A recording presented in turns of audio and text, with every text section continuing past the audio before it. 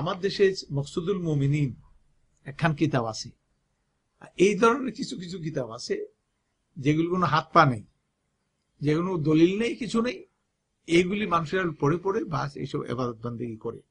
মনে রাখতে হবে আল আসলু ফিল ইবাদাতি আল মানউ, ইবাদতের মূল কথা হলো করা যাবে না যতক্ষণ পর্যন্ত করার দলিল পাওয়া না যাবে।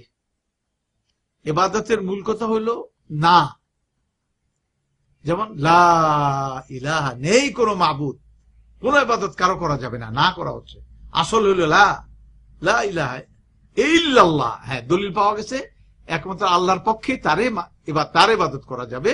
সেই জন্য দলিলের কারণে, ইসবাতি দলিলের কারণে, পজিটিভ দলিলের কারণে ইবাদত করতে হবে।